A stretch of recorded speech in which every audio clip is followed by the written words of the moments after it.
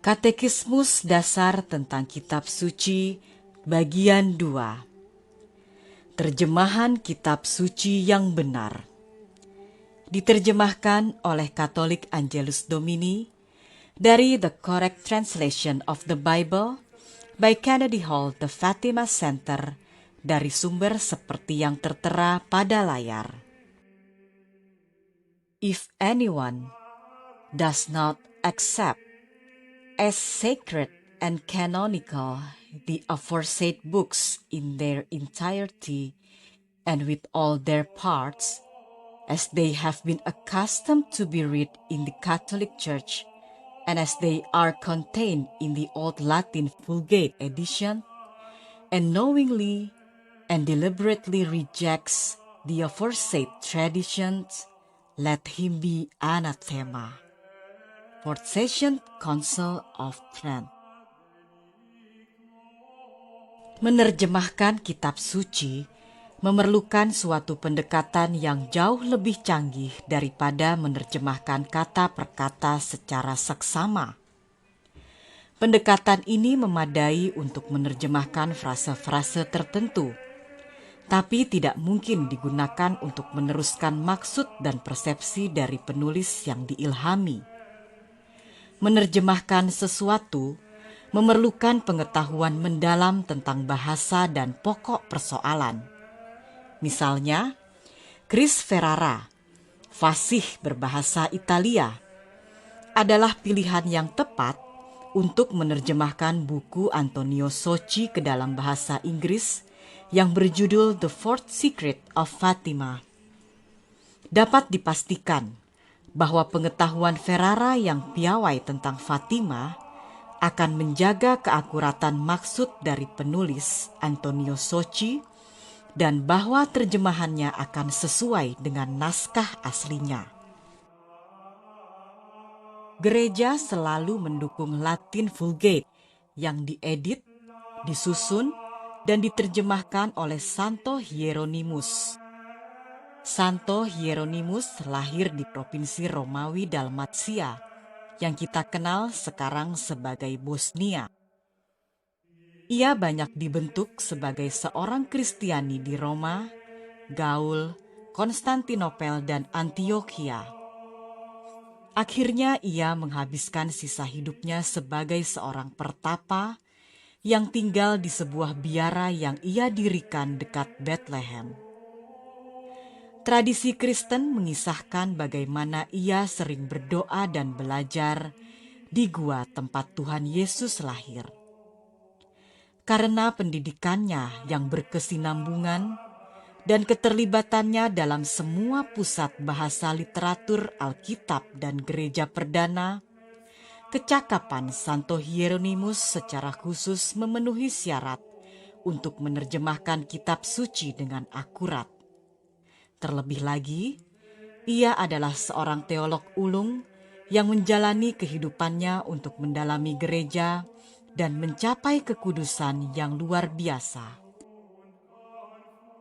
Dari tradisi Ibrani, gereja perdana mendapatkan tanah yang kira-kira sama dengan yang kita kenal sebagai Perjanjian Lama. Kita juga memiliki apa yang disebut Septuaginta, sering disingkat LXX, yang adalah singkatan dari 70 penafsir. Selama abad ke-33 setelah Masehi, Ptolemy II, Raja Mesir, menugaskan 70 sarjana Ibrani terbaik untuk menyusun terjemahan yang setia dari Perjanjian Lama ke dalam bahasa Yunani. Sebelum zaman Santo Hieronymus, terjemahan bahasa Latin yang paling terkenal dari kitab suci adalah Vetus Itala atau versi Latin tua. Terjemahan ini adalah salah satu dari sekian banyak terjemahan, dan karena terdapat perbedaan dalam terjemahan-terjemahan tersebut, Paus Santo Damasus I menugaskan Santo Hieronymus untuk membuat terjemahan resmi dari Injil ke dalam bahasa Latin. Santo Hieronymus menyusun sebuah terjemahan dari seluruh kanon kitab suci. Bahwa selama 1000 tahun Vulgate digunakan sebagai terjemahan standar, tampaknya secara umum tidak perlu dipertanyakan lagi. Ritus timur gereja tentunya akan merujuk pada versi dalam bahasa liturgi-liturgi mereka. Namun ada kesinambungan dengan Roma, dan ajaran gereja mengendalikan penafsirannya. Perlu diperhatikan bahwa penafsiran tidak kalah penting dari bahasa. Ada banyak sekte Yahudi yang saling bertentangan pada zaman Kristus, dan mereka semua memiliki akses ke versi teks kuno yang sama. Sepanjang tahun-tahun sebelum pemberontakan Protestan, kita sudah menyaksikan munculnya berbagai karya yang sesat. Contohnya Alkitab Wycliffe. Sejak Martin Luther telah terjadi lonjakan jumlah terjemahan yang keliru dalam banyak bahasa sejak saat itu. Konsili Trente turun tangan atas terjemahan-terjemahan yang keliru tersebut, mengumumkan bahwa Vulgate adalah terjemahan resmi dan meminta agar semua upaya penerjemahan harus sesuai dengan Vulgate.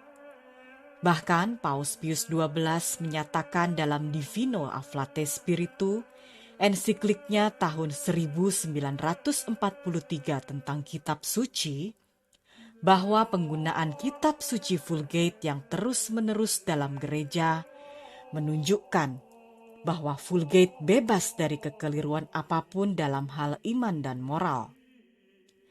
Dalam bahasa Inggris ada satu versi resmi yang dengan setia menerjemahkan Vulgate yang tak dapat salah ini, Douay-Rheims. Perjanjian baru Reims diselesaikan pada tahun 1582. Sedangkan perjanjian lama Douay diselesaikan pada tahun 1610, mendahului versi King James.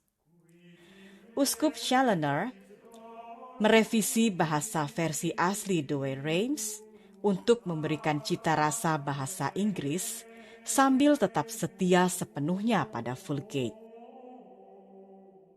Berbagai konferensi uskup yang berbahasa Inggris diam-diam telah memberikan persetujuan atas versi baru dari Alkitab untuk tujuan liturgi.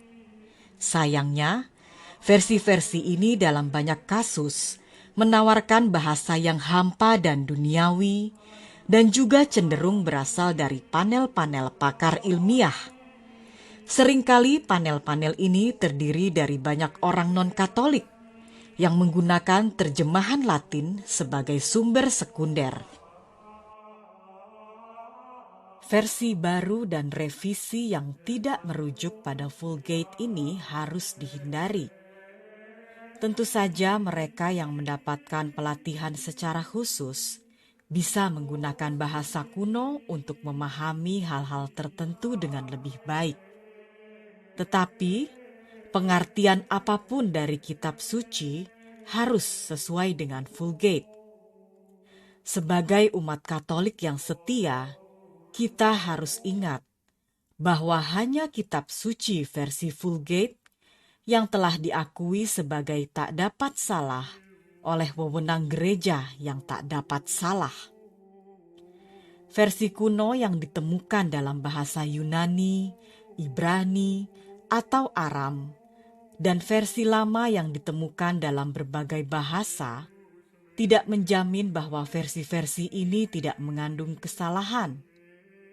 Jika kita tidak mahir membaca bahasa Latin, yang terdekat terjemahannya dengan Vulgate adalah Douay-Rheims.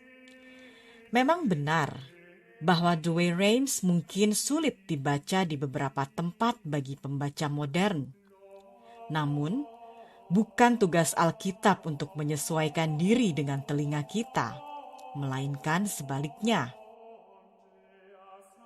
Akhirnya, Uskup Agung Voltenschen secara pribadi merekomendasikan Knox Translation yang juga didukung oleh Paus Pius XII yang secara eksplisit menggunakan Vulgate sebagai sumber utamanya.